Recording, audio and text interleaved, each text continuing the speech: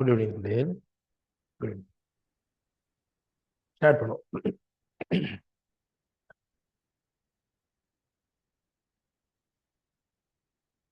பிள்ளைகள் அறிவுறுத்தலை கேளுங்க பிள்ளைகள். என்னென்னு சொன்னா பிள்ளைகள், இப்போ உங்களுக்கு கிழமையில 2 வகுப்பு நடந்து கொண்டிருக்குது. அடுத்த 8ஆம் மாதம் முடிய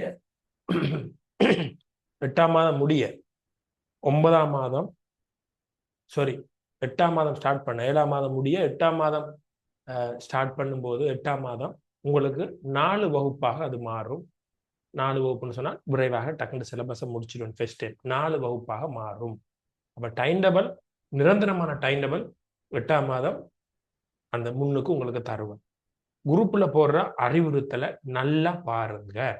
இன்றைக்கோ அல்லது நாளைக்கோ போடுற அறிவுறுத்தல். இப்போ 2 வகுப்பு தான் எடுத்துக்கொண்டு இருக்கிறேன். அடுத்த விஷயம், குரூப்பில் ஒரு பயிற்சி புத்தகம் ஒன்று போட்டிருக்கிறேன், செய்முறை புவியியல் பயிற்சி புத்தகம். அந்த பயிற்சி புத்தகத்தை பிரிண்ட் அவுட் எடுத்துக்கொள்ளுங்க. இந்த பிரிண்ட் அவுட் எடுக்கிறது, அதுல கலர் படமும் இருக்குது. ஒரு படம் நிச்சயம் கலர்ல எங்களுக்கு தேவை.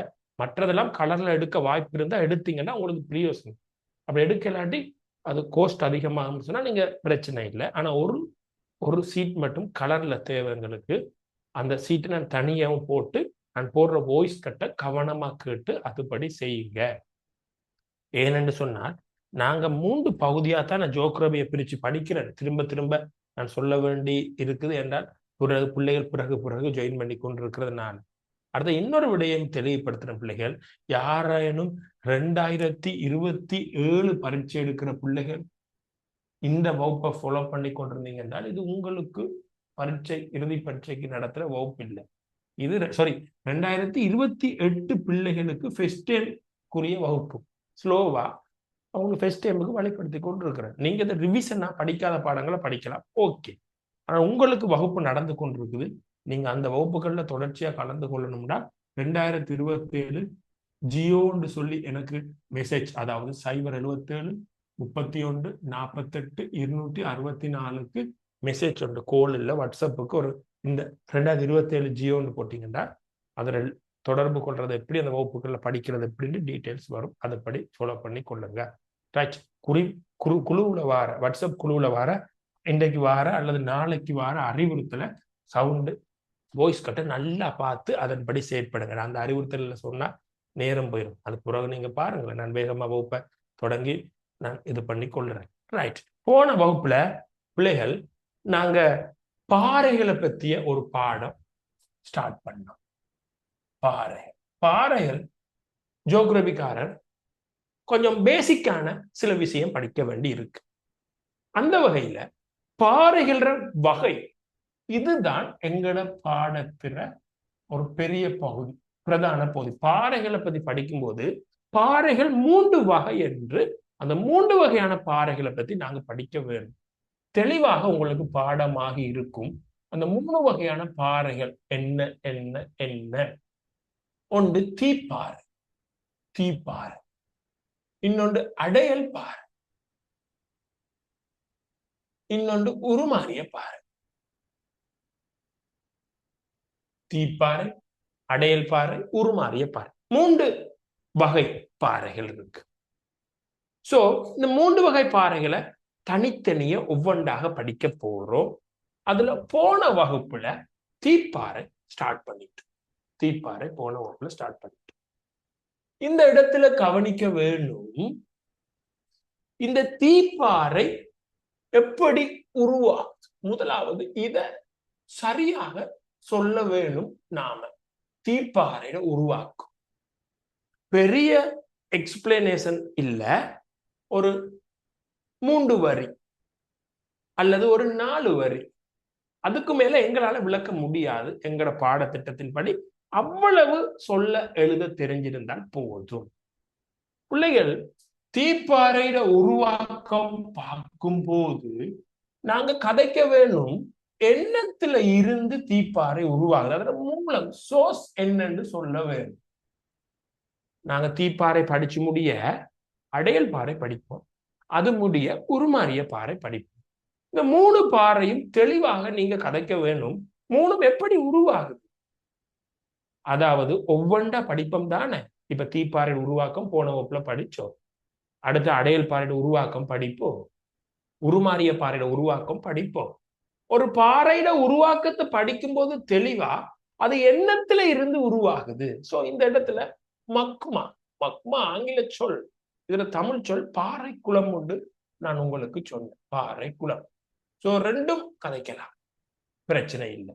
தமிழ் பரீட்சையில அவங்க வினாத்தாள்ல தரும்போது பாறை குழம்பு தருவாங்க. சோ இந்த பாறை குழம்பை பத்தி ஏற்கனவே சொல்லி இருக்கிறேன். பூமிக்கு உள்ள இருக்குது, அது திரவமாக இருக்குது. சோ புவியின் உட்பகுதியில் காணப்படுகின்ற திரவ நிலையில் காணப்படுகின்ற பாறை குழம்பானது புவியுடைய மேற்பரப்புக்கு வந்து சரி, அதுக்கு பிறகு குளிர்வடை குளிர்வடைதல், அதுக்கு பிறகு திண்மமாகுதல் திண்மமாகுதல். இந்த இடத்துல கதைக்க வேண்டியது குளிர்வடைதல். மக்மா புவியிட மேற்பரப்புக்கு வருது, அது குளிருது, பாறையா போகுது. சோ மக்மாவில இருந்து உருவாக்கப்படுறது தீப்பாறை. மக்மா குளிர்வடைந்து உருவாகுவது தீப்பாறை. பிள்ளைகள் ஃபைனல் எக்ஸாம் எம்சிக்குள்ள இப்படி ஒரு கேள்வி கேட்டிருந்தாங்களா? இங்க பாருங்க, பாறை குழம்பு குளிர்வடைந்து உருவாகும் பாறை எது? இது என்னடா குழந்தைகளுக்கு கேட்கிற மாதிரிடா. பாறை குழம்பு குளிர்வடைந்து உருவாகுவது தீப்பாறை. இப்படி இலகுவான கேள்விகளும் வருது, பெரிய கஷ்டம் இல்லை. சரி, இது நாங்க போன வகுப்புல தீப்பாறைகள உருவாக்கம் படிச்சோம் போன வகுப்புல. அடுத்தது இந்த தீப்பாறையோட வகைகளை படிக்க வலிக்கிட்டோம் போன வகுப்புல. அதுல உங்களுக்கு ஞாபகம் இருக்கும், இடத்திற அடிப்படையில தீப்பாறைய ரெண்டா பிரிச்சோம். ஒன்று தள்ளல் தீப்பாறை, தள்ளல் தீப்பாறை, அதாவது புறந்தள்ளல் தீப்பாறைன்னு கதைக்கலாம். ரெண்டாவது தலையீட்டு தீப்பாறை. ஞாபகம் இருக்கும் உங்களுக்கு, தள்ளல் தீப்பாறைன்னு சொல்றது புவியிட மேற்பரப்புல உருவாகி இருக்கும். தலையீட்டு தீப்பாறைன்னு சொல்றது பூமியிட உட்பகுதி பாறை படை தளங்களுக்கு இடையில இருக்கும்.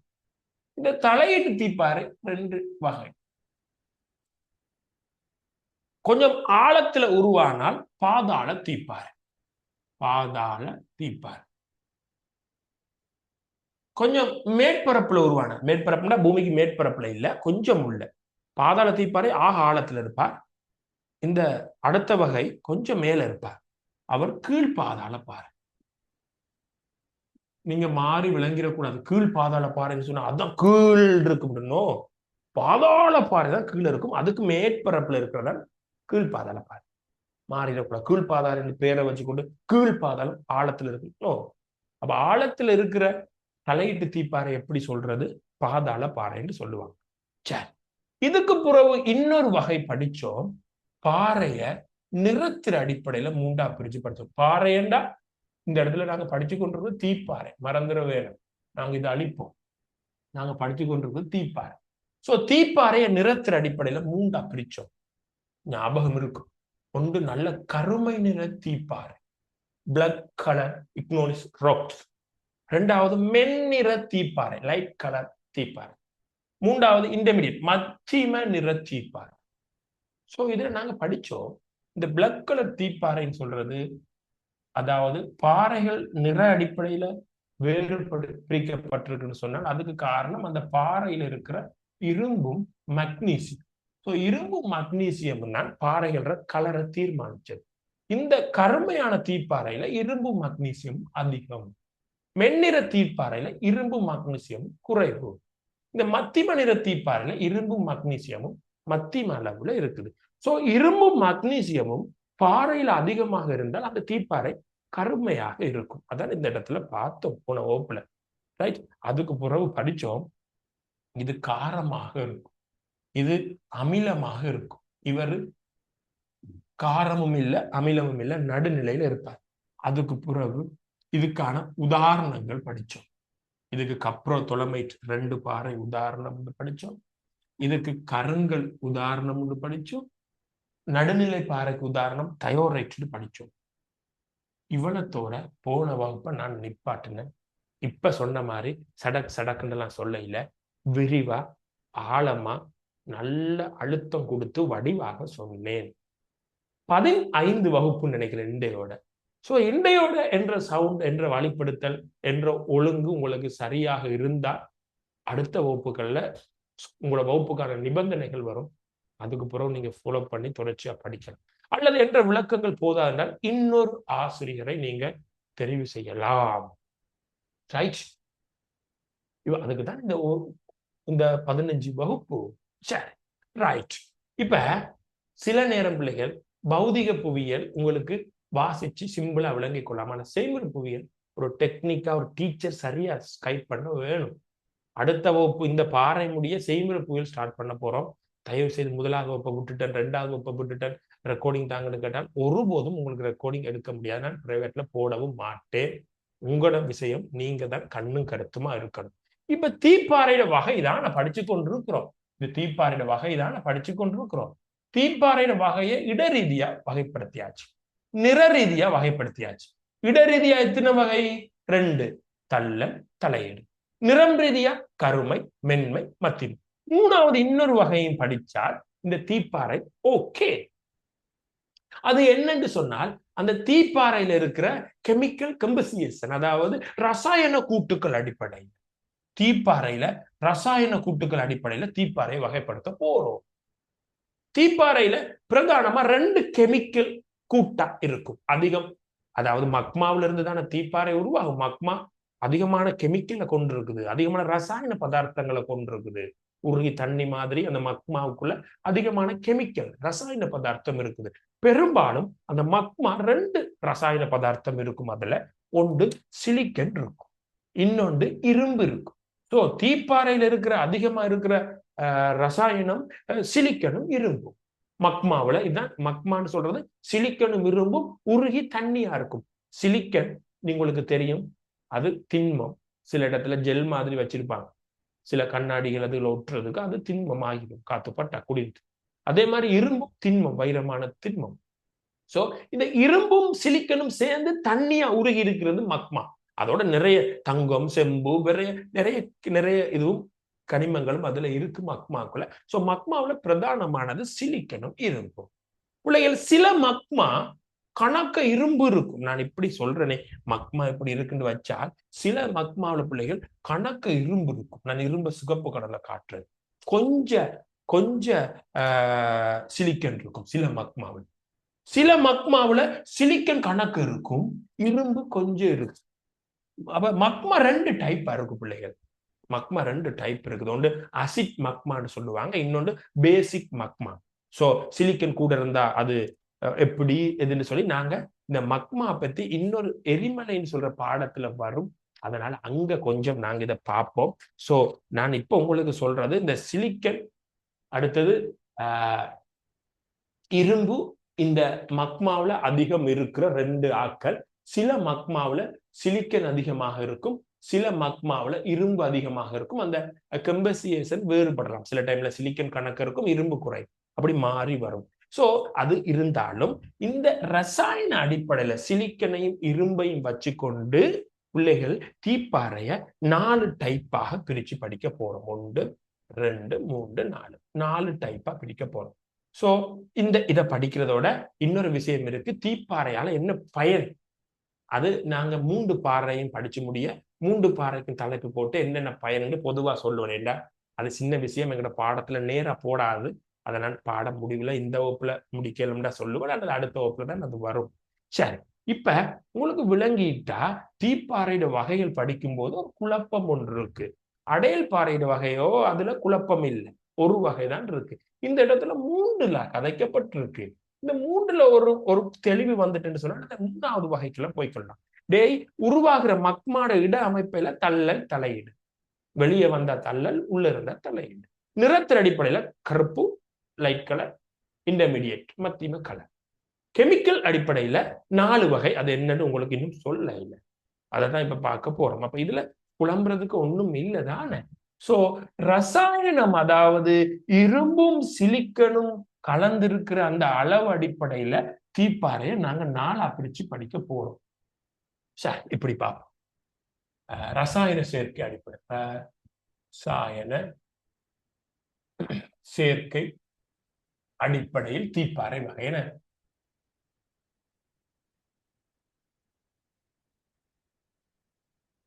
ரசாயன சேர்க்கை அடிப்படையில் தீப்பாறை வகை.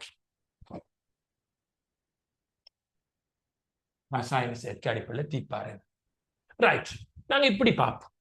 முதலாவது இந்த வகையின் இப்படி கொண்டு வருவோமே, அதுல இருக்கிற ஒவ்வொரு விடயத்தை நாங்கள் விளங்கி கொண்டதுக்காக இப்படி பார்ப்போமே. ரைட், முதலாவது இப்படி வகை. ஓகே, இப்படி பார்ப்போம். 4 வகையை கொண்டாடு. முதலாவது வகைடா, இப்ப சாப்பாட்டுக்கு உப்பு போடுவாங்க, கொஞ்சம் கவனிக்க வேணும். உப்பு வந்து காரம். உப்பை சுவைச்சா உப்பு காரம், அது தெரியும் தான். உப்பு காரம், உப்பு காரம். ஒன்று காரம் அல்லது அமிலமாக இருக்கும் பொருட்கள். ரைட், பதார்த்தங்கள் ஒன்று காரமா இருக்கும், அமிலமாக இருக்கும். சில நேரம் சாப்பாட்டுல உப்பு போடும்போது உப்பு கொஞ்சமா இருக்கும், அல்லது அளவான உப்பா இருக்கும், அல்லது கணக்கு உப்பு, மிகை உப்பு. தீப்பாறையிலையும், அதாவது இப்படி சொல்றது, இப்படிடா, இரும்பு கணக்கு இருந்தால் அந்த காரத்தன்மை கூடிக்கொண்டு போகும். இரும்பு கணக்கு இருந்தால் காரத்தன்மை கூடிக்கொண்டு போகும். இரும்பு கொஞ்சமா இருந்தால், ஏன்னா இரும்பும் சிலிக்கனும் பேலன்ஸ் பண்ணித்தான் தீப்பாறை, மக்மாவில இருந்து வர தீப்பாறை. இரும்பு கொஞ்சமாக இருந்தால், நான் அளவெல்லாம் கதைப்பேன், சும்மா ஒரு அடிய மண்டைகளை போட்டேன்னா ஈஸி டக்குன்னு சொல்லிடுவேன், அடிக்கிற எம்சிக்கு வரும்படா. இரும்பு கொஞ்சமாக இருந்தால் அந்த தீப்பாறை சோத்துல உப்பு கொஞ்சம் போட்ட மாதிரி, உப்பு உப்பு கொஞ்சம். இரும்பு கொஞ்சம் கூடித்தந்தால், இரும்பு கொஞ்சம் கூடித்தந்தால் அது இடையுப்பு. ரைட், இரும்பு கணக்கு வந்துட்டா, சிலிக்கனை மிஞ்சி இரும்பு வந்துட்டா அது மிகை உப்பு. கொஞ்சம் உப்பு அத உப்புன்னு சொல்லுவோம். மத்திம உப்பு, மிகை உப்பு, கொஞ்சம் உப்பு, இடையுப்பு, மிகையுப்பு. அதே மாதிரி இங்க பார்க்க வேணும் வடிவா, முதலாவது பாறை உப்பு இல்லாம இருக்கும், அது அமில தீப்பாறைன்னு சொல்லுவாங்க. அமிலம், உப்பு இல்லாட்டி அமிலம், காரம் இல்லாட்டி அமிலம். முதலாவது அமில தீப்பாறை, அமில தீப்பாறை, அமில தீப்பாறை. சரி, ரெண்டாவது உப்பு, உப்பு மூலப்பாறைன்னு சொல்றோம், உப்பு மூலப்பாறை. மூணாவதுடா இடையுப்பு மூலப்பாறை. நான் சொன்னேன் மூலப்பாறை. இப்ப உங்களுக்கு 4வது வகை பாடமா போயிருக்கணும், மிகை உப்பு மூலப்பாறை. கணக்கு உப்பு, கணக்கு உப்புன்னா இரும்பு கூட, என்னடா. ரைட், மிகை உப்பு மூலப்பாறை, மிகை உப்பு மூலப்பாறை. அத அல்ட்ரா மூலப்பாறைன்னு சொல்லுவாங்க, அல்ட்ரா மூலப்பாறை. இப்ப கதைச்சால் இவர் அமிலம், இவர் லைட்டான காரம், என்ன, இவர் கொஞ்சம் மத்திம காரம், இவர் கடும் காரம், என்ன, கடும் காரமா இருப்பார்.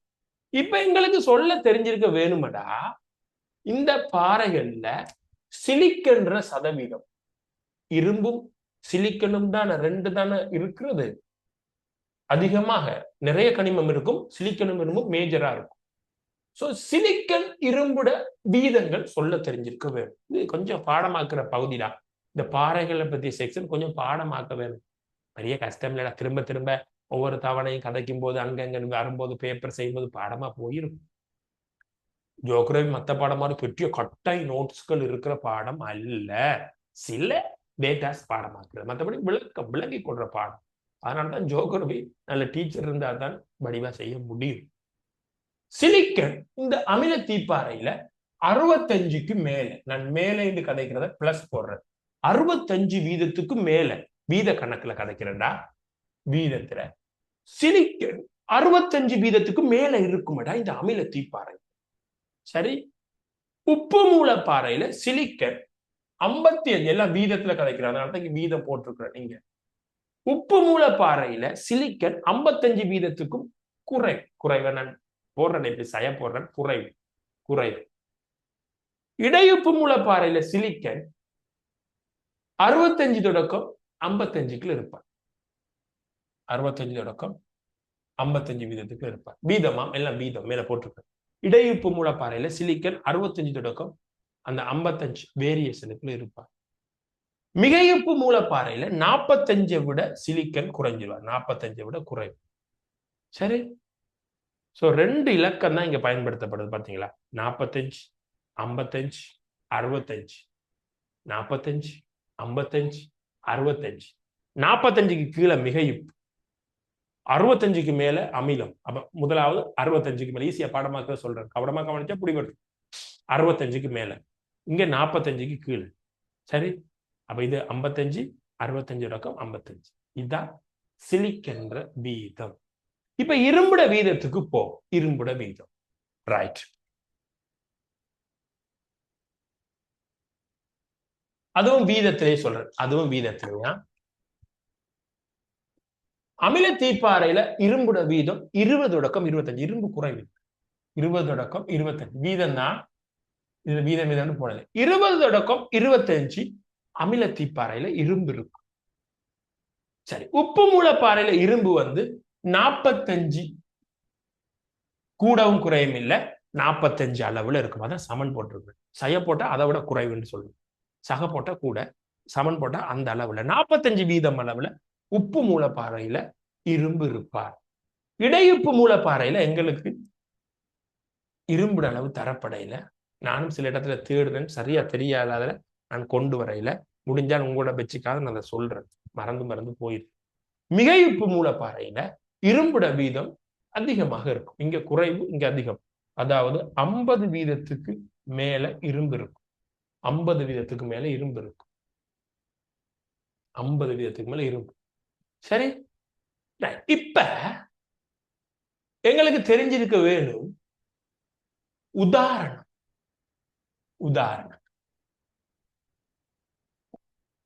அமிலத்தீப்பாறையில 65 வீதத்துக்கு மேல சிலிக்கன், 20-25க்கு இடையில இரும்பு இருக்கும். அதுக்கு 3 உதாரணம் நாங்க பாடமாக்கவே வேண்டும். 3 வகையான பாறை. அதுல ஒன்று கருங்கல், இங்கிலீஷ்ல கிரனைட்னு சொல்லுவாங்க, கருங்கல். ரெண்டாவது தயோரைட், இதெல்லாம் தீப்பாறை, தயோரைட். மூன்றாவது ஒப்சிடியன்,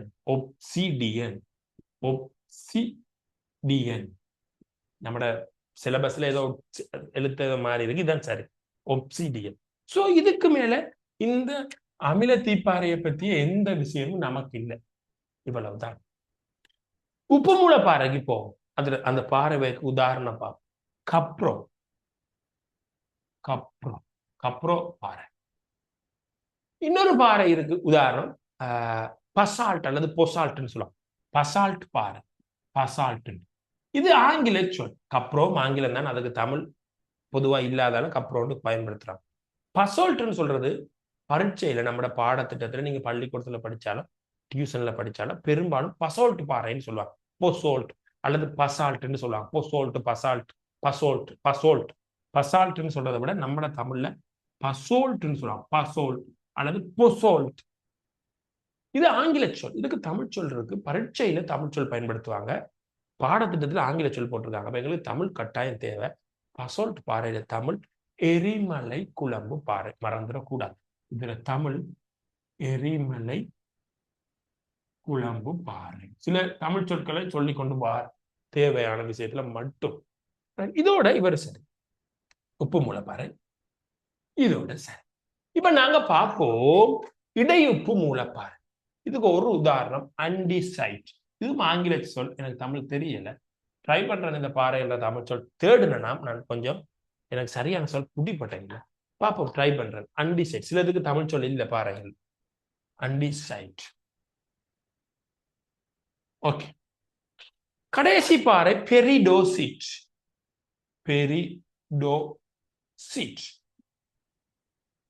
சோ தீப்பாறை பினிஷ், முடிஞ்சிட்டு. அடுத்த பாறைக்கு போப்போம். தீப்பாறை முடிஞ்சு. பிள்ளைகள், இந்த தீப்பாறையில பயனை நான் இந்த இடத்துல சொல்றேனே, அதோட தீப்பாறையை ஃபுல்லா க்ளோஸ் பண்ணுவோமே. தீப்பாறையோட பயன் பரீட்சையில ஒரு முறை வரையில பாடத்திட்டத்துல நேர உள்ளடக்கப்படையில தீப்பாறையோட பயன்கள் சொல்றேன். ஒரு 3 பயன் சொல்றேன். தீப்பாறையில இருந்து என்ன பயன் பெறலாம்? தீப்பாறை ஸ்ட்ராங், உறுதி, அதை வச்சுக்கொண்டு கதைச்சா சரி. தீப்பாறை அநேகமா கட்டுமானங்கள் தீப்பாறையில பயன்பாடு பரீட்சையில நேரடியா தரப்படல, உங்க நோட்ஸ்ல தந்திருக்க கட்டுமானங்களுக்கு கட்டுமானம் இதுல கதைக்கலாம். வீதி வீதி கட்ட, கட்டிடங்கள் கட்ட, கான்கிரீட்கள் போட, அல்லது கரையோரத்துல அலைகளை தடுக்கிறதுக்கு, கரையோரத்தை அலைகள் அரிக்கப்படாம அந்த கட்டுமானங்களை செய்யறது, பெரிய பெரிய இதுகளுக்கு வைரமானதுதான் தீப்பாறை. இவரை பயன்படுத்துவாங்க கட்டுமானங்கள்னு சொல்லி நான் ஒரு தலைப்புக்குள்ள இவர்கிட்ட சொல்லலாம். இதுக்கு உதாரணம் கருங்கல். இந்த இதுக்கெல்லாம் கருங்கல் பாறை பயன்படுத்துவாங்க. கருங்கல் ஒரு தீப்பாறை தானடா. இந்த கருங்கல் ஸ்டோன். ஸோ இன்ஃப்ராஸ்ட்ரக்சர் கட்டுறதுகளுக்கு, வீதிகளோ அத்திவாரங்களோ பாலங்களோ கான்கிரீட் போடுறது உடைச்சடிச்சு போடுவாங்க. ஸோ கட்டுமானங்களுக்கு இந்த தீப்பாறை பெரிய பயன்பாடுடையதாக இருக்கு. இரண்டாவது, தீப்பாறையிலிருந்து பல கனிமங்கள் பெறப்படும். கனிமங்கள், தீப்பாறையிலிருந்து கனிமங்கள், மினரல்ஸ்கள். தீப்பாறையிலிருந்து தகரம் எடுக்கலாம். தகரம்னு சொல்ற உலோகம் எடுக்கலாம். குரோமியம், தங்கமும் சொல்றாங்க. நம்ம இது ரெண்டையும் போடுவோம். தீப்பாறையிலிருந்து தகரம், குரோமியம் போன்ற பகுதியை சொல்றாங்க. உண்மையிலேயே இதை மூன்றாவதாத்தான் போடப்பட்டுள்ளது. கரையோர அரிப்புகள், பாதுகாப்பு, நிலச்சரிவு பகுதிகளில் பாதுகாப்பு சுவர்கள் ஏற்படுத்துறதுக்கு இதுக்கு பயன்படுத்துறாங்கன்னு போட்டிருக்காங்க. ஸோ 3 விடயம் பெரிய சிலபஸ்ல உள்ளடக்கப்படையில, ஆனாலும் நீங்க தெரிஞ்சு கொள்றதுக்காக நான் சொல்லி இருக்கிறேன். நாங்க அடுத்த பாறைக்கு போவோம். தீப்பாறை சரி, அடுத்தது அடையல் பாறை. ஓகே, அடுத்து அடையல் பாறை. ரைட், அடையல் பாறை கொஞ்சம் கவனிக்க வேணும். வடிவ அடையல் பாறை. ரைட், நான் கதைக்க போறதை தெளிவா விளங்கி கொண்டீங்கன்னா நல்ல. அடையல் பாறை, அடையல் பாறை. எனக்கு எழுத்து சில டைம்ல வளைக்கிட்டு போகும், பிரச்சனை இல்லை. இந்த இடத்துல முதல்ல அடையல் பாறையிட ஃபார்மேஷன் கதைப்போம், உருவாக்கம் கதைப்போம். அடையல் பாறையிட உருவாக்கம் உங்களுக்கு ஞாபகம் இருக்கா? நான் சொன்னேன் 3 வகையான பாறைகள் தான் படிக்கிறோம். தீப்பாறை படிக்க போறோம், அடையல் பாறை படிக்க போறோம், உருமாறிய பாறை. 3 உருவாக்கம் தெளிவா ஒரு 2-3 வரியில தேவை. தீப்பாறை அடையல் பாறை உருவாக்கம் படிக்கும் போது நான் சொன்னேன், ஒரு பாறை 3 வகையான பாறைகள் உருவாக்கம் சொல்லும் போது நிச்சயம் என்னத்தை கதைக்கணும், அந்த பாறை எண்ணத்துல இருந்து உருவாகிறார். தீப்பாறை கதைச்சோம், மக்மா தீப்பாறையா வருது. அப்ப எண்ணத்துல இருந்து உருவாகிறார் முக்கியம். அதுக்கு பிறகு மக்மாவில இருந்து தீப்பாறை படிச்சிட்டோம். மக்மாவுக்கு என்ன நடந்து தீப்பாறை வருது. அப்ப இந்த இடத்துல அடையல் பாறை ஃபார்மேஷன் உருவாக்கம் கதைக்கும் போது எண்ணத்துல இருந்து அடையல் பாறை உருவாகுது. சோ எண்ணத்துக்கு மூலம் சோர்ஸ் என்ன நடந்து அடையல் பாறை வார. இந்த இடத்துல கவனிக்க வேணும், தெளிவா கதைக்கிற அடையல் பாறையில உருவாக்கம் கதைக்க போகும். சோ என்ன கதைக்கணும்? முதலாவது சோர்ஸ், மூலம். அடையல் பாறை எண்ணத்துல இருந்து உருவாகுதுன்னு கதைக்க போறோம். சிம்பிள். ஏன் இதுக்கு அடையல் பாறை என்று பேர் வந்ததென்றால், அடையல் பாறைகள் அடையல்கள்ல இருந்து உருவானதால தான் அடையல் பாறை என்று பேர் வந்தது. அப்ப அடையல் தீப்பாறையிட மூலம் மக்மா மாதிரி, அடையல் பாறையிட மூலம் அடையல்கள். அடையல்கள் ரைட். அப்ப அடையல் பாறை எண்ணத்திலிருந்து உருவாகுது, அடையல்கள்ல இருந்து. குழம்புறதுக்கு ஒண்ணும் இல்லதானே. தீப்பாறை மக்மாவில இருந்து, பாறை குழம்புல இருந்து உருவான மாதிரி அடையல்ல இருந்து உருவாகுது. சோ அடையலுக்கு மக்மா குளிர்வடைந்து தீப்பாறையா போனது விளங்குன மாதிரி, அடையலுக்கு என்ன நடந்து அடையல் பாறை உருவாகுது விளங்க வேணும். அதுக்கு முன்னுக்கு மக்மாவை நான் சும்மா சிம்பிளா உங்களுக்கு சொன்ன, பூமிக்குள்ள இருக்கும், அது தண்ணி மாதிரி இருக்கும், இரும்பும் சிலிக்கனும் இருக்கும், இன்னும் நிறைய மினரல்ஸ் இருக்கும். அதோடு அதை விட்டுட்டோம். அது பிறகு எரிமலைன்னு சொல்ற பாடத்துல கொஞ்சம் வரும். ஆனா இப்ப பார்க்க போற, தெளிவுபடுத்த போற அடையல்கள் நீங்க கேள்விப்பட இல்லை. அடையல்களை பத்தி கேள்விப்பட இல்லை. ரைட். அடையிறன்னு சொல்லுவாங்க, கேள்வி. பேக்குக்குள்ள பொருட்களை அடையிறது. புத்தகத்தை வைப்பான், சப்பாத்தை வைப்பான், டிஃபன் பாக்ஸ் வைப்பான், ரிங் போட்டில் வைப்பான், டையை வைப்பான், மேசை கலப்பி வைப்பான், ஒற்றையெல்லாம் கிழிச்சு வைப்பான், கண்டது கடையெல்லாம் வைப்பான். அடைகிறது, கண்ணக்க வச்சு அடைகிறது என்ன அடையல், பல பொருட்கள் அடையுது. இந்த இடத்துல பாறைகள் உருவாக்குறதுல பங்கு பெற்ற அடையல்கள் உங்களுக்கு இதுவரைக்கும் தெரியாது. பழைய 2028 ஆக்களுக்கு தெரியாது. சரி, இந்த இடத்துல இந்த அடையல்களை பத்தி நான் கதைக்க போறேன். பாறைகளை உருவாக்குற அடையல் 3 விதமான அடையல் பாறைகள் உருவாக்கணும். ரைட், இங்க பார்க்க நான் 3 விதமான அடையல்கள் பாறைகளை உருவாக்குறது இருக்குன்னு சொல்றேன். கவனமா கேட்டா விளங்கும். பெரும்பாலும் இதெல்லாம் நோட்ஸை தந்து டக்குன்னு போகப்படுற பகுதியாம் பிள்ளைகள் இருக்கும். இந்த இடத்துல இந்த சந்தர்ப்பத்துல விளங்கி கொண்டாதான் உங்களால சரியா ஈஸியா போக முடியும். அதுக்காக நானும் கெட்டிக்காரன்னு சொல்லுங்க. நல்ல கெட்டிக்காரர் இருக்கிறாங்க டீச்சர்ஸ், நல்ல வடிவா சும்மா அப்படியே கொண்டு வருவான். நேரடி வகுப்பா இருந்தா அப்படியே எழுத வச்சுட்டு விடுவார், கவனிப்பேன். அது அந்த வாய்ப்பு இல்லை. ஆனா எனக்கு ஒரு வாய்ப்பு 2019 இருந்து ஆயிரக்கணக்கான பிள்ளைகள் வகுப்புல வந்து கொண்டு போறாங்க. நிறைய இருந்தா அது தேடி வர பிள்ளைகள், படிக்கணும்னு வர பிள்ளைகள் பெரும்பாலும் இருக்கு. அல்லது பிள்ளைகள் நிற்காது, அடுத்தடுத்த தவணையில போய். அதனால படிக்கிறதுக்கு தேடி வந்த பிள்ளைகள் தான் நீங்க. ஏன்னா நான் ஒருத்தனை ஒப்புவாண்டு யாரேனும் ஒருவரை கூட நான் கூப்பிடுறதும் இல்லை. எல்லாம் தேடி வந்து ஆக்கு. அதனால நீங்க படிக்க வேணும்னு படிப்பீங்க. அதனால அது எனக்கு ஈஸி. இவ்வளவு காலம் நான் நிலைச்சு நிற்கிறேன். எவ்வளவு பேர் தொடங்குனாங்க, ஆக்களும் இல்லை, ஒன்றும் இல்லை, ரிசல்ட்ஸும் இல்லை. ஆனா எங்கட சூம்பப்பா அது வாய்ப்பு இல்லை. சக்சஸ் இல்லைன்னு நினைச்ச பாடங்கள் நிறைய, வாத்திமா நிறைய பிள்ளைகள் இருக்கு, பெற்றோர் இருக்கு. ஆனா இது இவ்வளவு காலம் சக்சஸா போகுதுன்னு சொன்னால் தேடி வர பிள்ளைகள் படிக்கிறது, நீங்க படிக்கிற முறைகள் இருக்கு. ரைட், நான் அதான் எங்கட 2027 பிள்ளைகளுக்கும் சொல்றது, 29, 26 பிள்ளைகள் சொல்றது.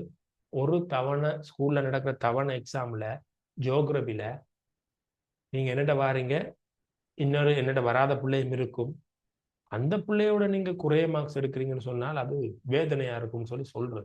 பிள்ளைகள் மார்க்ஸ் எல்லாம் போட வைக்கிறது, பேப்பர் எடுக்கிறது. இப்ப எனக்கு கணக்கு பிள்ளைகள்ன்றதால நான் அதெல்லாம் ஊக்குவிக்கிறது இல்லை. எல்லாம் படிச்சு கொண்டிருக்கிறாங்க.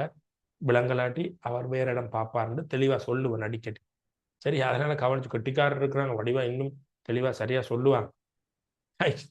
அப்படி வாய்ப்பு உங்களுக்கு கிடைச்சா நீங்க என்னிட வந்திருக்க மாட்டீங்க. இந்த பாடங்கள் படிச்சீங்களா? 2028 எங்கேயாவது பாறைகளை பத்தி எல்லாம் படிக்க தொடங்கிட்டீங்களா? டியூஷனுக்கு எங்கேயாவது போய் அல்லது வேற சூம்போப்போல் போய் படிக்க தொடங்கினாக்கள் படிச்சீங்களா? 2028 மட்டும் கேட்குது. 2027 படிச்சவங்க சொல்லாதீங்கடா. நீங்க இதெல்லாம் 1 வருஷத்துக்கு முன்னே படிச்சுட்டீங்க. 2028 இது எங்க படிச்ச மாதிரி இப்படி பாறைகள் அதுகள்லாம் அப்படி வடிவா படிக்கிற இடங்கள் கிடைச்சா விடக்கூடாது. என்ன போய் படிக்கணும். அதுல எந்த மாற்றமும் இல்லை. படிச்சாக்கள் இருக்குங்களா? இல்லை. சரி, முதல் 2028 யார் எத்தனை பேர் இருக்கிறான்னு தெரியாது. என்னடா பார்ப்போம். பிறகு அதை அடுத்தடுத்த வகுப்புகள்ல ஒரு இதுக்குள்ள வந்துடும். சரி, ரைட். அதனால தயவு செய்து இந்த வாய்ப்பு உங்களுக்கு ஒரு பெரிய வாய்ப்புடா. ரைட், நீங்க வந்திருந்தாக்கள் இன்னொரு இடத்துக்கு படிக்க போவீங்க, இந்த செக்ஷன் இன்னொரு இடத்துக்கு படிப்பீங்க. அப்பைக்குள்ள உங்களுக்கு விளங்கும் இந்த வகுப்புல தாற்பயம். Right, okay. இப்படா நான் கதைச்சு கொண்டிருக்கிறேன், அடையல் பாறை எண்ணத்துல இருந்து உருவாகும், அது அடையல்கள்ல இருந்து உருவாகும். சரியா? 3 விதமான அடையலை 3 விதமா பிரிக்கிறாங்க. அடையல்கள், அடையல் பாறையை உருவாக்குற அடையல்களை 3 விதமா பிரிக்கிறாங்க. சரி, ஒன்றுடா இப்படி சொல்லுவாங்க. உங்களுக்கு அந்த பேர் பிடிபடாது. அந்த அடையல்கள் எப்படி இருக்கும்னு நான் கொஞ்சம் விபரமா கதைக்கும் போது உங்களால பிடிக்க முடியும். முதலாவது சொல்லுவாங்கடா உடை துகளான அடையல்னு சொல்லுவாங்க. உடை துகளான அடையல். உங்களுக்கு இது தெரியாதாம்? உடை துகளான அடையல், உடை துகளான அடையல். இது உங்களுக்கு தெரியாது. நான் இதை கதைக்கும் போது தெரியும். சரி, இதை கதைப்பமே. அது என்ன உடை துகளான அடையல் என்று கதைப்பமே. இப்ப சில நேரம் ஒரு பிஸ்கட் இருக்கு, பிஸ்கட் இருக்கு, பிஸ்கட். இந்த பிஸ்கட் உடைஞ்சி இப்படி போயிட்டு,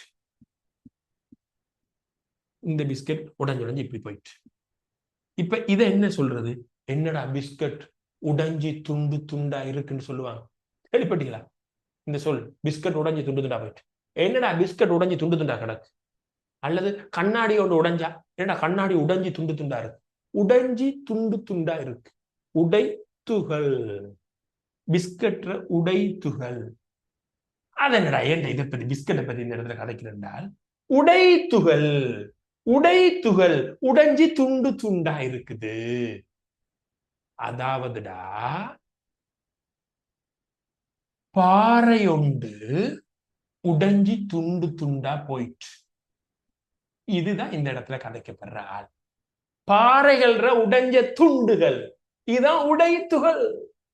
உடைத்துகள் பாறையில்ற உடைஞ்ச துண்டு தான் உடைத்துகள். இவர் ஒரு டைப் அடையல். அடையல் பாறை உருவாக்குற ஒரு விதமான அடையல்ல பாறையிட உடைந்த துண்டுகள். இங்க கொஞ்சம் பாருங்க, இந்த பாறை கனகாலம் வெப்பத்துக்கு தாக்கத்துக்கு உள்ளாகுது. வெப்பத்தின தாக்கத்துக்கு கனகாலம் இந்த பாறை உள்ளாகுது. இந்த பாறை வானத்துல இருக்கிற மழையில தாக்கத்துக்கு உள்ளாகுது. இந்த பாறையில காத்து மோதுது, வளிமண்டல அமுக்கம் செல்வாக்கு செலுத்துது. வானத்துல இருக்கிற வெப்பம், மழை, காத்து, இப்படியாப்பட்ட வளிமண்டலத்துல இருக்கிற விடயங்கள் இந்த பாறையில தாக்கம் செலுத்தி இந்த பாறையை உடைச்சி துண்டு துண்டா மாத்து. இந்த வானத்துல இருக்கிற வெப்பம், மழை, காத்துக்கள், ஈரப்பதன், இதெல்லாம் இந்த பாறையை உடைச்சி துண்டு துண்டா மாத்துறத சொல்றது வானிலையால் அழிதல். வானிலையால் அழிதல். யாரு வானிலையால் அழிஞ்சது? பாறை உடைஞ்சு போயிட்டார். பாறைகள் உடைஞ்சி துண்டு துண்டா போறது வானிலையால் அழிதல். இந்த பாறைக்கு நீங்க வில் பண்ணி அதுக்குள்ள வெடிய வச்சு உடைச்சி துண்டு துண்டா மாத்தினால் அது வானிலையால் அழிதல் இல்லடா. இந்த பாறை வானத்துல இருக்கிற வெயில், மழை, ஈரம், காத்துக்களால உடைஞ்சி துண்டு துண்டா போனாதான் வானிலையால் அழிதல். வானத்தில் இருக்கிற வெப்பம், மலைகளால பாறை உடைஞ்சு துண்டு துண்டா போனால் அது வானிலையால் அழிதல். அப்ப இந்த உடைத்துகள் எப்படி வந்தது? பாறை வானிலையால் அழிஞ்சு உடைஞ்சி வந்தது. சரி, இது கொஞ்சம் பாருங்கடா. இந்த இந்த இந்த உடைத்துகள்கள் கொஞ்சம் பெரிய துண்டுகளாக இருக்கலாம். இந்த உடைத்துகள்களை நான் 3 டைப்பா காட்ட போறேன். கொஞ்சம் அல்ல, கஷ்டம் மாதிரி இருக்கும், ஆனா கஷ்டம் அல்ல. இது கொஞ்சம் பெரிய துண்டா உடைஞ்சு இருக்கும், அல்லது ஒரு சின்ன சின்ன சின்ன சின்ன குட்டி குட்டி துண்டா உடைஞ்சிருக்கும். சரி, அல்லது இப்படி குட்டி குட்டி துண்டா இருக்கும், அல்லது இன்னும் சின்ன சின்ன பொடி பொடி பொடி பொடி பொடி பொடி பொடி பொடி துண்டா இருக்கும். அப்ப பாறைகள் உடைஞ்சி போன துண்டை சைஸ் அடிப்படையில 3ஆ பிரிச்சாச்சு. சைஸ் அடிப்படையில் ஒன்று பெரிய சைஸ் துண்டுகள், இன்னொன்று குட்டி குட்டி நடுத்தர சைஸ் துண்டுகள், இன்னொன்று குட்டி குட்டி சின்ன சின்ன துண்டுகள். இப்ப அடையல் பாறை எண்ணத்திலிருந்து உருவாகும் அடையல்கள். அந்த அடையல்கள் 3 விதமாக இருக்குது. முதலாவது அடையல் என்ன? அந்த உடைத்துகள். என்ன உடைஞ்சது? பாறை உடைஞ்சது. அந்த அந்த உடைஞ்ச துண்டுகளை 3 சைஸ்ல பிரிச்சு வச்சிருக்கு. இத நிப்பாட்டிட்டு இன்னும் இதுக்குள்ள கொஞ்சம் இருக்கு, நான் கொண்டு வருவேன். இப்ப 2வது அடையலுக்கு போ. முதலாவது உடைத்துகளான நேரத்தை பார்ப்போம். Right, okay. 3 அடையலை மட்டும் காட்டிட்டு சந்தேகத்துக்கு நேரம் தாரன். அதுக்கு பிறகு அடுத்த வகுப்போட பாறையை முடிப்போம். நான் அவசரப்படையில பிள்ளைகள். ரைட், இன்னும் என்ற இதுகள் அல்லது சரியா வகுப்பு இன்னும் வந்திருக்க மாட்டீங்க. அதனால இந்த மாதம் இப்படியே போகும். அடுத்த மாதம் 4 வகுப்பு போட்டு செகண்ட் கியருக்கு மாத்தி போக வேண்டியதானே. Right, okay. 2வது அடையல்களை பத்தி கதைப்போம். அடையல் பாறையை உருவாக்குற அடையல்ல 2வது அடையல்ரா, சில அடையல்ரா இப்படி இருக்கு, தண்ணியில கரைஞ்சிருக்கும். தண்ணியில கரைஞ்சிருக்கும் சில அடையல். அது அந்த தண்ணியில கரைஞ்சிருக்கிற அந்த கெமிக்கல் அடையல், கெமிக்கல் அடையல், ரசாயன அடையல், அது கல்லா போகும். எங்கட ஊர்ல, நாங்க இருக்கிற ஊர்ல இருந்து கொஞ்சம் தள்ளி இப்படி ஒரு ஆறு இருக்கு. அந்த ஆறுக்கு என்ன பேரோ தெரியல. எங்கட ஏரியாக்குள்ள வரும்போது அந்த ஆத்துக்கு பேர் கல்லாறுன்னு சொல்லுவாங்க. கல்லாறு, கல்லாறு. எங்கட மன்னார் பகுதியில் ஒரு பகுதி, புத்தல அந்த போர்டர் பகுதியில் கல்லாறுன்னு சொல்ல ஒரு ஆறு. நான் அந்த ஆத்துக்கு அடிக்கடி போறது, சின்ன எங்கட பிள்ளைகளை கூட்டிட்டு போறது, குளிப்போம் ஆத்து. இப்ப தண்ணி இல்லை. அந்த ஆத்துலடா தண்ணி ஓடி வரும்போது, அந்த ஆத்துல தண்ணி ஓடி வருது. நான் அந்த ஆத்துக்கு முதல் போகும்போது ஆத்துல 2 பக்கமும் செங்கலால கட்டி விட்ட மாதிரி, செங்கலை சீமந்து போட்டு கட்டி விட்ட மாதிரி கல்லுகள், கல்லுகள் பெரிய பாறை நீளத்துக்கு அப்படி இருக்கு, இப்படி இருக்கு. நடுவுலையும் இருந்தது எனக்கு தெரியல. பெரும்பாலும் சைட்ல தான் கணக்கு. அந்த ஆத்து தண்ணி, ஆத்துல வந்த கல்சியம், அந்த ஆத்துல வந்த சில இரும்பு சம்பந்தப்பட்ட கெமிக்கல்கள் ஆத்து தண்ணி வரும்போது ஒதுங்கி ஒதுங்கி அது பெரிய பாறையா போய் இருக்குடா. கல்லாறுன்னு சொல்ற வடிவ போனா அந்த ஆறு தண்ணி பளிச்சென்று இருக்கும். அதுல பார்க்கும்போது கவனமா, நான் சின்ன பிள்ளையில அந்த ஆத்துக்குள்ள இருக்குன்னா கவனமா இருக்கிறது என்ன, கல்லு கல்லா இருக்கு. குறிப்பிட்ட இடத்துல மட்டும் பெரிய பெரிய கற்கள் பாறைகள் இருக்கு, பெரிய பெரிய பாறைகள். அது போய் பார்த்தேன்னா என்னடா இதுக்குள்ள மேல பாலம் இருக்குது. நான் இந்த பாலத்துல இருந்து விழுந்த கல்லாண்டு பார்த்தா இல்ல. அது அந்த கல்லை எடுத்து கொஞ்சம் வெயிட் அடிச்சு இன்னொரு கல்லால் அடிச்சு அது உடைஞ்சு அப்படியே போகும். அது கல்சியம், அந்த மக்னீசியம், அந்த இதுகளால தண்ணியில இருந்து கரைஞ்சி வந்த கெமிக்கலால, அது காலத்துக்கு காலம் இந்த கெமிக்கல் தண்ணியால ஒதுக்கப்பட்டு ஒதுக்கப்பட்டு அது இப்படி படிஞ்சு படிஞ்சு அது பெரிய கல்லா போய் இருக்கு. சோ தண்ணியில கரைஞ்சி வர கெமிக்கல் பாறையை உருவாக்க முடியும். இந்த ஆத்துல கிடக்கு. சோ அந்த அப்ப ரசாயன அடையல், அத தண்ணியில கரைஞ்சிருக்கிற அடையல் ரசாயன அடையல். ரசாயன அடையல், ரசாயன அடையல். அடுத்தது ரசாயன அடையல். ஓகே. அடுத்த இன்னொரு அடையல் இருக்குது. மூணாவது அடையல், பாறைகள் உருவாக்குற அடையல். தாவரத்துல எச்சம் இருக்குது. மரம், காடுகள்ல பெருந்தொகையான மரங்கள் அப்படியே குறிப்பிட்ட காலத்துல மரம் அப்படியே உக்கி மண்ணில் விடும். அது நிலத்துக்குள்ள புதைஞ்சி அந்த அது என்ன செய்யும்னு சொன்னால் பாறையா போகும். நிலக்கரின்னு சொல்றது பாறை. சீனாவுல பல சுரங்கங்கள் தோண்டி நிலக்கரின்னு சொல்ற பாறையை உடைச்சு எடுக்கிறாங்க. சீனாவில் இருந்த காட்டு பகுதியில் ஒரு காலத்துல அப்படி அமர்த்தப்பட்டு அந்த காட்டு பகுதியிலிருந்து தாவரங்கள எச்சம் தான் அந்த நிலக்கரி உருவாகி இருக்கு. சோ தாவரத்துல எச்சம். அடுத்தது விலங்குகள் எச்சம். கரையோர பகுதிகளில் பார்த்தீங்கன்னா அந்த மீன்கள எலும்பு குண்டுகள், முட்கள், நத்தைகள், அந்த சிப்பிகள், அந்த ஓடுகள், அந்த மீன்கள் அந்த உடல் பாகங்கள், அது கல்சியம், அந்த முள்ளுகள், எலும்புகள், ஓடுகள் அதெல்லாம் கடலுக்கு ஒரு பகுதியில கல்லா போயிருக்கும். முருகைகள் நல்ல உதாரணம், சோக். சோ தாவர விலங்கிட எச்சம், அதுல பொடி பார்ட்ஸ், அது கல்சியம், அதுல இருக்கிற சில கார்பன்கள் பாறையை உருவாக்கும். உங்களுக்கு நான் போன வகுப்புலையும் சொன்னேன், தாவர விலங்கிட பொடி எச்சம் சேதன எச்சம். அந்த சேதன எச்சமும் அடையல் தான், பாறைகள் உருவாக்குற அடையல், சேதன அடையல். பிள்ளைகள், 3 விதமான அடையல்கள் இருக்கு. அது தொடர்பாக ஒரு அத்திவாரம் ஒன்று போட்டிருக்கு. இனி கொஞ்சம் தான் இதுல இருக்கிற பில்டப் பண்ணி விட்டா சரி. ரைட். அடையல் பாறை எண்ணத்திலிருந்து உருவாகும் அடையல்கள். ரைட். 3 விதமான அடையல்கள் இருக்குது. ஒன்று உடைத்துகளான அடையல், ரசாயன அடையல், சேதன அடையல். இந்த 3 விதமான அடையலுமடா ஒன்று காத்தாலேயோ தண்ணியாலேயோ நதியாலேயோ. இந்த சொன்ன நதி கொண்டு வந்து எங்கேயோ இடத்துல கொண்டு நதி கொண்டு வந்து கல்லை உருவாக்கி இருக்கு. எங்களை பாலத்துக்குள்ள மண்ணான்னு சொன்ன மெயின் பாலம் இல்லை இங்க. அப்ப இது கொண்டு வரப்படும் இந்த அடையல்கள். சோ அடையல்கள் கொண்டு வரப்படும். கொண்டு செல்லல் என்று சொல்றது. எங்கேயாவது தண்ணி கொண்டு வருது அந்த அடையலை, எங்கேயாவது கேப் பள்ளமோ டிபாசிட் பண்ற இடம் இருந்தா அதுக்குள்ள படிஞ்சு படிதல். அதுக்கப்புறம் அந்த படிஞ்ச சின்ன சின்ன துண்டுகள், இந்த கல்லு துண்டுகள், கெமிக்கல் எல்லாம் ஜாயின் பண்ணும், ஒட்டல். சோ அடையல்கள் 3 விதமான அடையல்: உடைத்துகளான அடையல், ரசாயன அடையல், சேதன அடையல். கொண்டு செல்லப்பட்டு படிவு செய்யப்பட்டு ஒட்டி இறுகி உருவானால் அது அடையல் பாறை. அடையல்கள் 3 விதமான அடையல், அது இருக்கட்டும். அடையல்கள் இருந்தால் அடையல் பாறை உருவாக்கப்படும். அடையல்கள் தொடர்பாக ஒரு அத்திவாரம் போட்டிருக்கிறேன். 3 விதமான அடையல்களால் அடையல் பாறை உருவாக்கப்படும். அல்லது அடையல் பாறையை உருவாக்குற அடையல்கள் 3 டைப். இந்த அடையல்கள் கொண்டு செல்லப்பட்டு தண்ணியாலேயோ காத்தாலேயோ எதாலேயோ கொண்டு செல்லப்பட்டு படிய விடப்பட்டு ஒரு பள்ளத்துக்குள்ளேயோ எதுக்குள்ளேயோ எதுலயோ படிய விடப்பட்டு, இல்லாட்டி ஆத்தங்கரையிலையோ படிய விடப்பட்டு ஒட்டி இறுகி டைட்டா போனால் அடையல் பாறை. இவ்வளவுதான். அடுத்த வகுப்புல மிச்சம் பார்ப்போம்.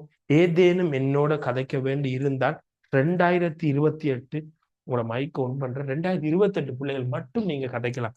என்னோட கதைக்க வேண்டி இருந்தா உங்களோட குரூப்ல இன்றைக்கு அல்லது நாளைக்கு வர அறிவுறுத்தலை கேளுங்க. பிள்ளைகள், நான் கொஞ்சம் அதிகமான நேரம் இல்லை, கொஞ்சம் பிஸி, இந்த எக்ஸாம் வச்சிருக்கிறது என்ற வெளி வேலை அதுகளால கொஞ்சம் பிஸி. அதனால சில அறிவுறுத்தல்கள் போட இல்லாம இருக்கு. இன்னொரு வகுப்பை இப்ப ஜாயின் பண்ண இல்லாம இருக்குது. இந்த எக்ஸாம் வச்சு போன அவங்களோட வகுப்பு நிப்பாட்டப்படுற நேரத்துல தான் உங்களுக்கு 4 வகுப்பு வரும். டைம் டேபிள் எல்லாம் மாத்துவேன். ஓகே. ஏதாவது என்னோட கதைக்க வேண்டியிருந்தா 2028 பிள்ளைய நீங்க கதைக்கலாம்.